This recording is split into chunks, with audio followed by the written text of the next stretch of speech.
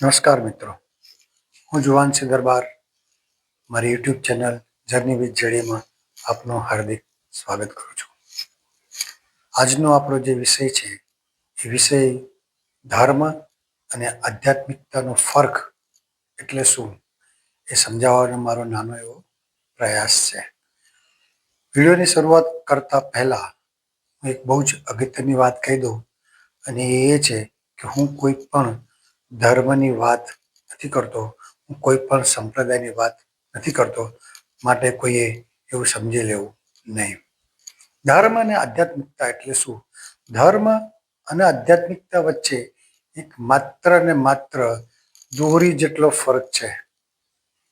ધર્મ છે ને એ જીવન છે, આધ્યાત્મિકતા જે છે ને એ પૂર્ણ જીવન છે. ધર્મ છે ને એ નાનું તળાવ છે, આધ્યાત્મિકતા જે છે ને એ સમંદર છે. નક્કી તમારે કરવાનું છે કે તળાવમાં રહેવું છે કે સમંદરમાં પડવું છે. ધર્મ છે ને એ સાધના છે, આધ્યાત્મિકતા જે છે ને એ ઉપાસના છે. સાધના જે છે ને એ ઉપાસનાનો પાયો છે. બરાબર સમજી લેજો. સાધના જે છે એ માધ્યમ છે પરમાત્મા જોડે પહોંચવાનું, પણ સાધન છે, સાધના જે છે એ ઉપાસનાનો પાયો છે. અને ઉપાસના જે છે ને એ આધ્યાત્મિકતાનો પાયો છે.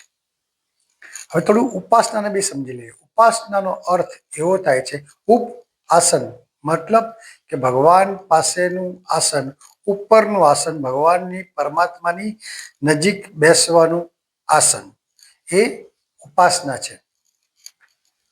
આપણો જે દેશ છે ને એ સમગ્રતાથી ભરેલો છે, વિવિધતાથી ભરેલો છે. છતાં તમે જુઓ, આટલી બધી ધર્મની વાતો, આટલો બધો ઘણા બધા સંપ્રદાયોનો પ્રચાર, સોશિયલ મીડિયા, ટીવી, જાહેર સભાઓ, છતાં આ માણસ જે છે ને પરિતાપ ભોગવે છે. કેમ કે એ સાચી દિશામાં જવા માટેનો એક માર્ગ શોધે છે, ક્યાંક ને ક્યાંક એ અટકી જાય છે. બહુ સુધી તો જશે તે ધર્મ સુધી જઈ શકશે, આધ્યાત્મિકતા સુધી પહોંચવામાં એને જે રસ્તો જે છે એ કોઈ પણ કારણોસર એ ત્યાં નથી પહોંચી શકતો. શાસ્ત્રો જે છે ને એ ધર્મ શીખવાડશે, જીવન છે ને એ આધ્યાત્મિકતા શીખવાડશે. હું શાસ્ત્રોનો વિરોધી નથી, પણ શાસ્ત્રોની જે વાતો છે એ તમને ધર્મ ચોક્કસ શીખવાડશે, આ રીતે જીવવું જોઈએ, આ રીતે જીવવું જોઈએ, પણ તમારું જીવન છે ને એ તમને આધ્યાત્મિકતા તરફ લઈ જશે. તમારા જીવનના જે અનુભવો જે છે ને એ તમને આધ્યાત્મિકતા તરફ લઈ જશે. એક નાનો એવો દાખલો આપું કે એમાં ફરક શું છે. તમારી પાસે કઈ છે, પરમ કૃપાળુ પરમાત્માએ તમને કંઈક આપ્યું છે, તો જે આપ્યું છે એ તમે કોકને આપો છો ને તો એ ધર્મ છે. પણ તમારી પાસે નથી, અથવા તો તમારી પાસે નથી છતાં કોઈને આપવા માટેની જે તમારી ઈચ્છા છે ને એ આધ્યાત્મિકતા છે. રામાયણ જે છે ને એ ધર્મ શીખવાડે છે, આધ્યાત્મિક મહાભારત જે છે ને એ આધ્યાત્મિકતા શીખવાડે છે.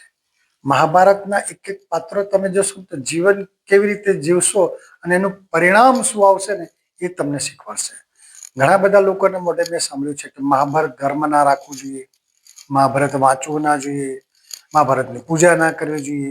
તો એ લોકોને મારો એક જ જવાબ છે કે શ્રીમદ ભગવદ્ ગીતા જે આપણો મહાન ગ્રંથ છે, એ મહાન ગ્રંથ, કૃષ્ણના મુખે ગવાયેલું મહાકાવ્ય એ મહાભારતમાંથી આવ્યું છે.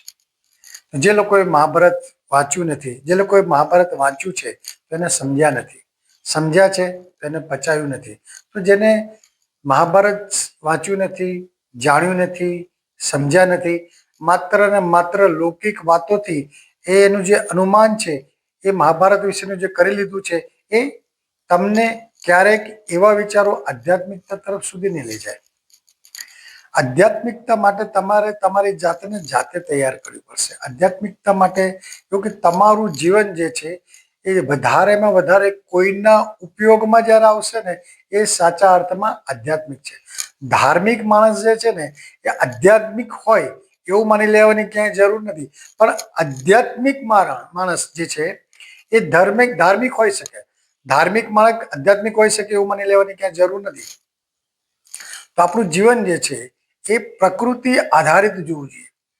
ધર્મ છે ને એ શાસ્ત્રો આધારિત છે અને આધ્યાત્મિકતા છે ને એ પ્રકૃતિના નિયમ પ્રમાણે છે. તો પ્રકૃતિના નિયમ પ્રમાણે જ્યારે આપણે જીવીશું, પ્રકૃતિની સાથે રહીને જીવીશું, અથવા તો પરમાત્માએ જેવી રીતે આપણને જીવન જીવવાનું કીધું છે ને એવી રીતે જો આપણે જીવવાનો પ્રયાસ કરીશું ને તો આપણે સાચા અર્થમાં આધ્યાત્મિકના માર્ગમાં આગળ જઈ શકીશું એવું મારું માનવું છે.